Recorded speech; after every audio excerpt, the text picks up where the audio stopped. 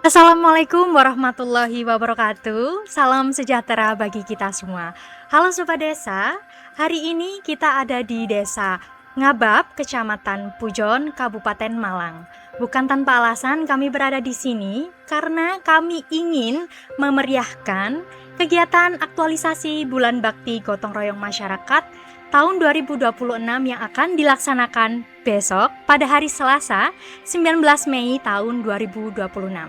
Desa Ngabab ini terpilih menjadi tuan rumah yang kedua setelah pelaksanaannya di Kabupaten Bojonegoro.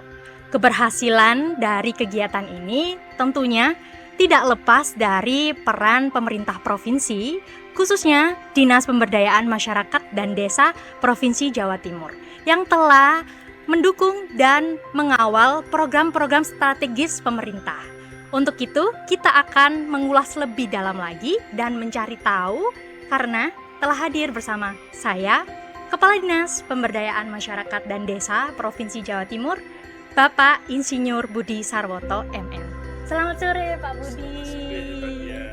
Pak Kadis, hari ini saya senang banget nih Pak di desa ini Pak. Karena biasanya kalau di Surabaya, yang kita lihat hanyalah gedung-gedung tinggi perkotaan. Iya, betul. Nah, di sini kita bisa lihat pemandangan yang indah nih Pak. Banyak gunung, kemudian tumbuhan juga yang hijau, dan udaranya juga sejuk nih Pak. Iya. Nah, besok juga akan dilaksanakan kegiatan aktualisasi Bulan Bakti Gotong Royong Masyarakat tahun 2026 ya Pak ya? Iya, betul. Nah, tahun ini pemerintah Provinsi Jawa Timur mengusung tema yang sangat menarik dengan mengaitkan kemandirian desa dengan posisi Jawa Timur sebagai gerbang baru Nusantara. Nah Pak, boleh cerita tidak Pak, apa tema dari kegiatan ini Pak? Terima kasih Mbak Dian. Jadi tema BBGRM kita pada tahun 2026 ini adalah perkuat semangat gotong royong. Kita kembangkan kemandirian desa menuju pembangunan Jawa Timur sebagai gerbang baru Nusantara. Tentunya tema ini bukan hanya sekedar rangkaian kata-kata yang indah, tetapi memiliki visi besar yang ingin diwujudkan oleh kita bersama. Tema ini juga menegaskan bahwa pembangunan di Jawa Timur ke depannya tidak bisa hanya bertumpu pada kota, tetapi harus dimulai dari desa. Ketika Jawa Timur ini kita posisikan sebagai gerbang baru Nusantara, artinya provinsi ini diproyeksikan menjadi pusat konektivitas ekonomi, logistik, pangan, industri kreatif, sekaligus penyangga utama kawasan timur Indonesia. Dan kekuatan besar itu sesungguhnya berakar di desa seperti yang sekarang kita nikmati alamnya ini.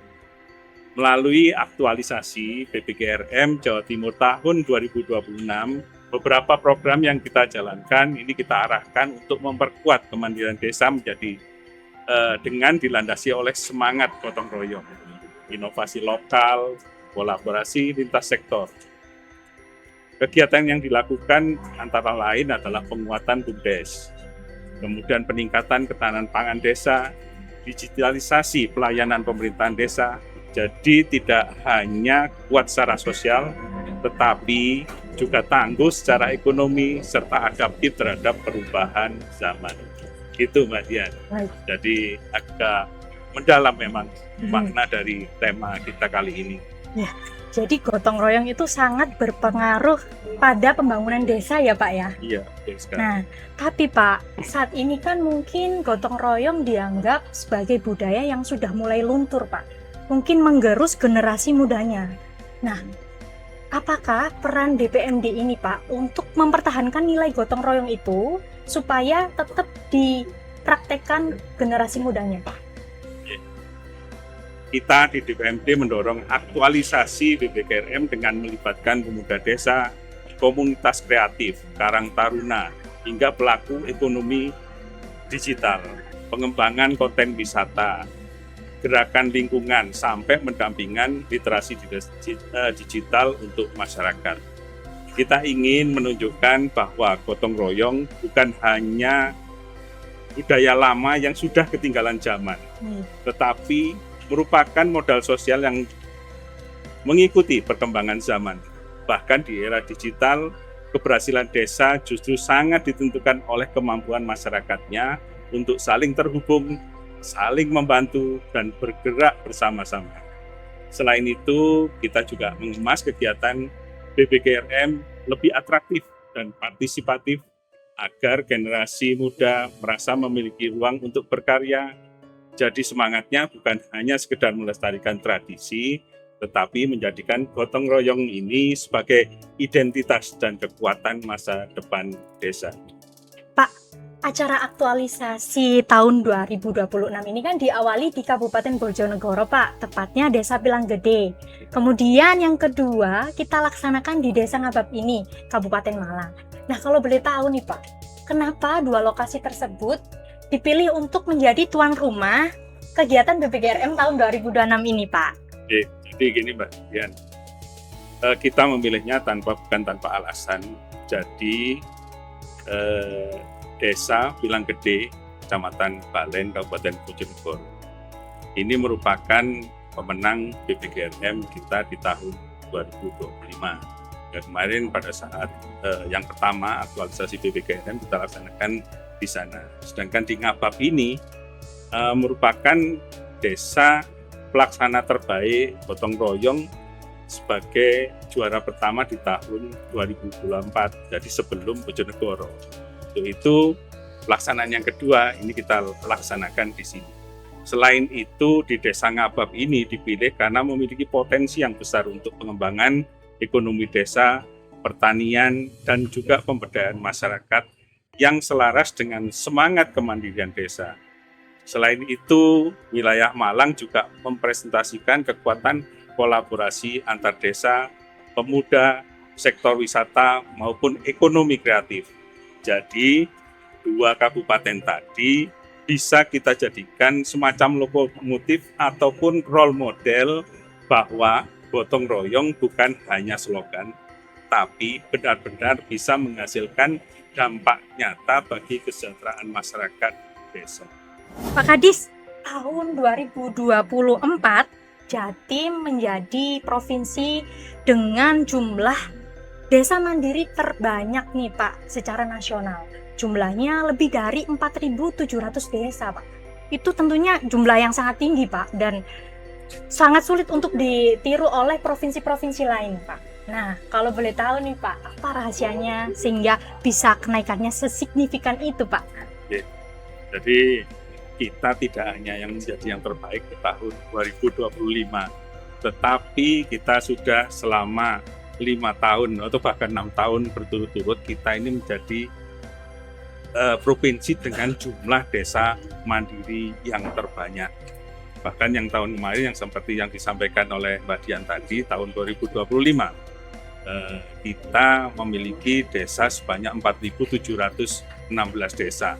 Dan ini jauh melampaui jumlah desa mandiri yang ada di provinsi lain. Kalau ditanya tentang resepnya apa, ini ada beberapa hal yang menjadi faktor. Yang pertama adalah kita membangun desa dengan pendekatan yang terintegrasi. Jadi pembangunan desa tidak berdiri sendiri-sendiri, pemerintah provinsi, pemerintah kabupaten, sampai dengan pemerintah desa, pendamping desa, dunia usaha, perguruan tinggi, hingga masyarakat bergerak satu arah yang sama, dan ini dilakukan untuk kemajuan bersama. Yang kedua, kita fokus pada penguatan kapasitas desa. Bukan hanya bantuan fisik, tapi juga diperkuat, bukan cuma jalannya atau gedungnya, tetapi manusianya juga. Karena SDM ini sangat penting. Kepala desa, perangkat desa, BPD, Kaper Pemberdayaan Desa, dan juga pemuda, perempuan, seluruh komponen yang ada di desa ini bergerak secara bersama-sama. Kemudian yang ketiga, Mbak Dian, Jawa Timur juga mendorong agar punya sumber ekonomi yang kuat, karena indikator desa yang mandiri ini bukan hanya sekedar administrasi, tetapi tentunya ditentukan oleh bagaimana desa tersebut bisa memenuhi kebutuhan masyarakat secara berkelanjutan, di mana kita bisa mendorong penguatan pada BUMDesa, desa wisata, pertanian modern, hilirisasi produk lokal, hingga digital marketing UMKM yang ada di desa tersebut. Dan yang keempat, yang ini tidak kalah pentingnya adalah budaya partisipasi masyarakat yang masih hidup. Ini tentunya menjadi ciri khas dari bangsa kita, termasuk di Jawa Timur. Banyak desa yang berkembang pesat karena masyarakatnya merasa ikut memiliki pembangunan. Jadi ketika ada program pembangunan jalan, irigasi, pembangunan jembatan, kebersihan lingkungan, warga tidak menunggu semuanya dari pemerintah, tetapi mereka secara mandiri, secara sukarela menyumbangkan tenaga, ide, bahkan biaya secara swadaya. Sekarang ini banyak desa yang tidak lagi tertinggal, melainkan percaya diri, menjadi pusat pertumbuhan ekonomi baru. Dan itu modal besar bagi Jawa Timur menuju gerbang baru Nusantara.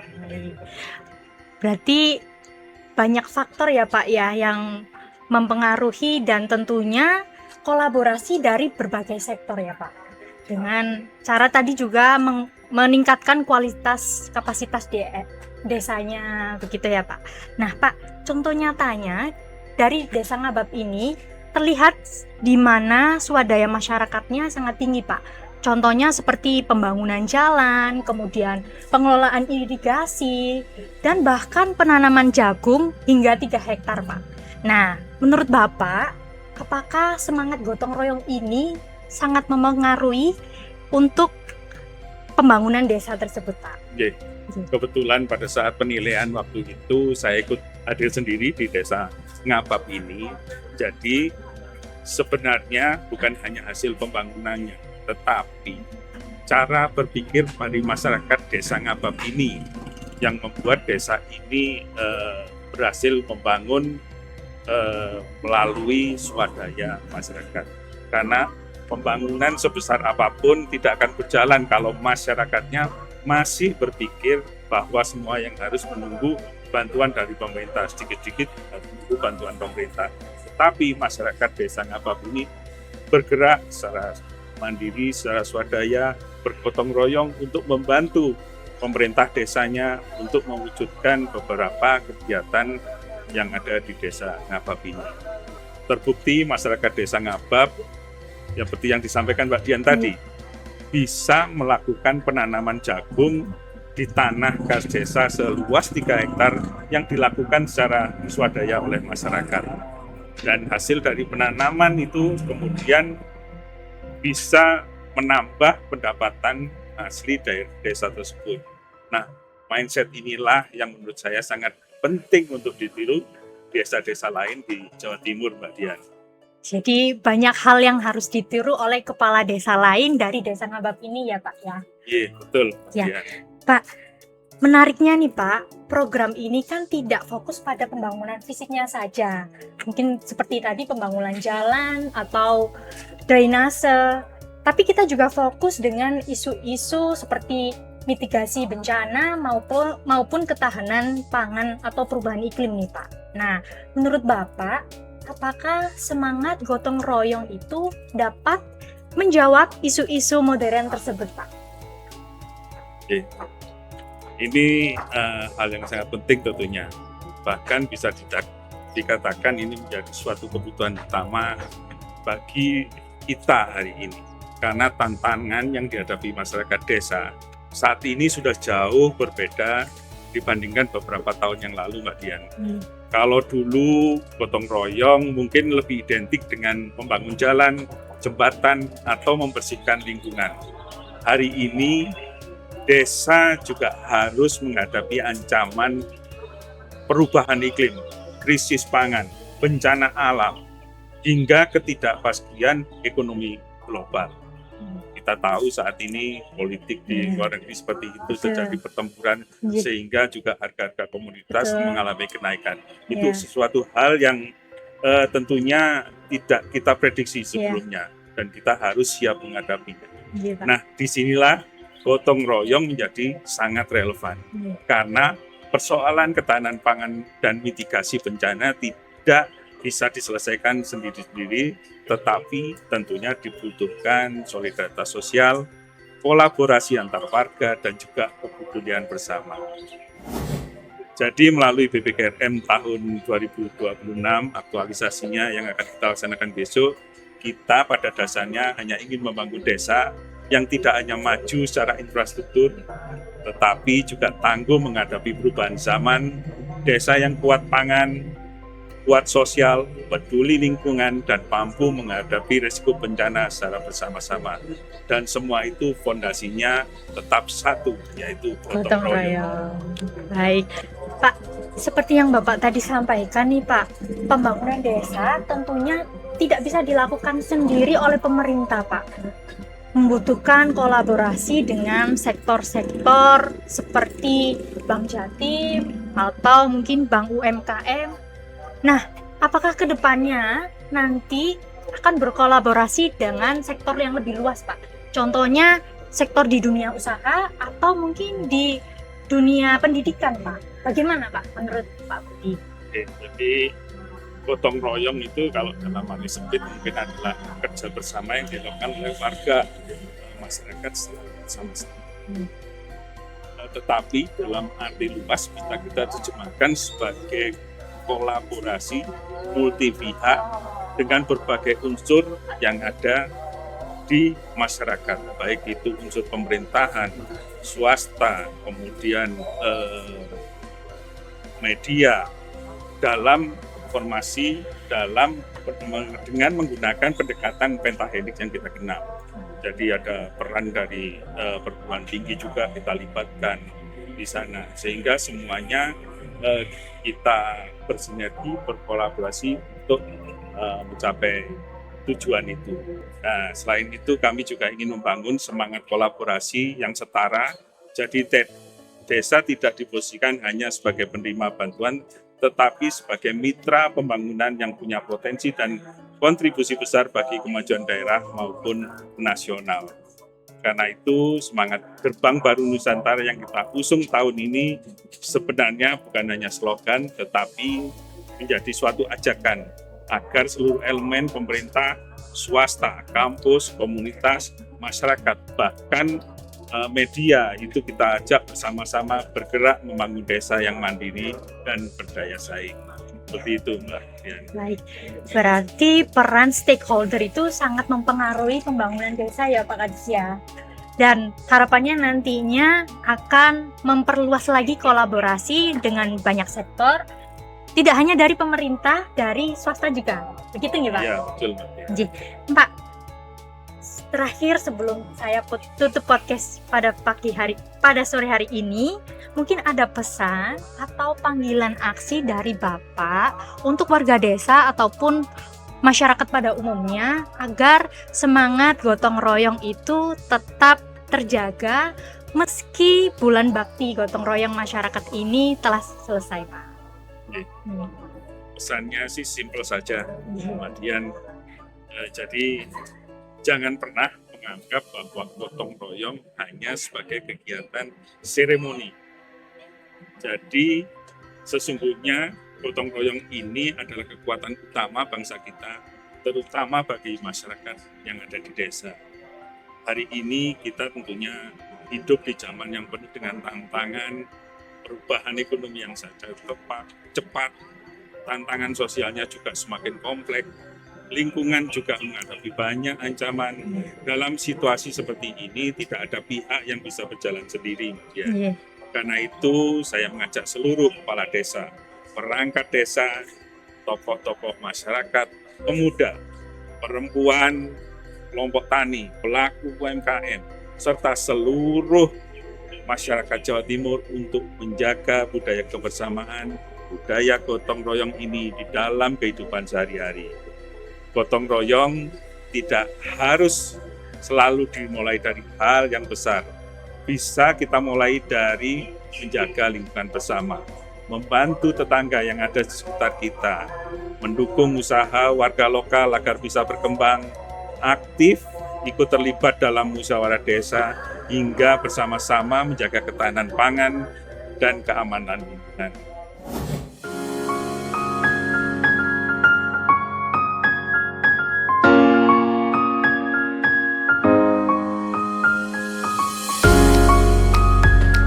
Untuk kegiatan ini kebetulan bersamaan dengan peringatan hari ulang tahun Desa Ngabab yang ke-184. Jadi sebelum acara aktualisasi ini masyarakat sudah pada gotong royong membersihkan selokan, membersihkan lingkungan dan lain sebagainya. Kebetulan ada aktualisasi ini kita semakin mudah untuk melaksanakan kegiatan tersebut, sehingga untuk pelaksanaan aktualisasi ini sudah terlaksana dengan baik dengan pembersihan di lingkungan sekitar gedung maupun di masyarakat.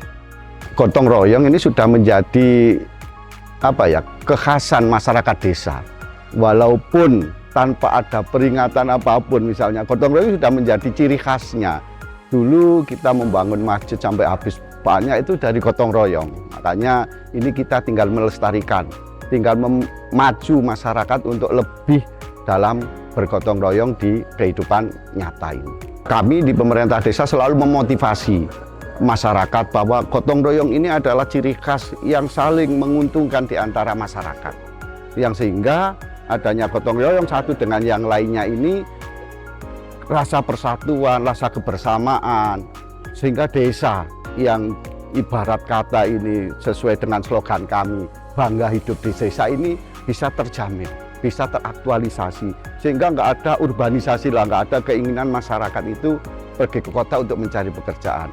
Dia di desa sudah bisa mempunyai penghasilan yang layak, bisa hidup yang nyaman, intinya semacam itu. Jadi adanya gotong royong ini sebagai pemati masyarakat untuk bisa lebih baik lagi dan bangga akan desanya. Itu harapan kami. Mari kita ingat baik-baik, jadikan gotong royong sebagai budaya dan semangat kita setiap hari, khususnya untuk generasi muda di desa. Mari ambil peran, karena sesungguhnya pembangunan Indonesia ada di tangan anak muda desa yang kreatif dan inovatif. Karena ketika desa-desa di Jawa Timur menjadi kuat dan mandiri, maka Provinsi Jawa Timur akan menjadi kokoh sebagai gerbang baru Nusantara. Dan jika Jawa Timur semakin kuat, maka Indonesia pun semakin hebat. Terima kasih telah bersama kami.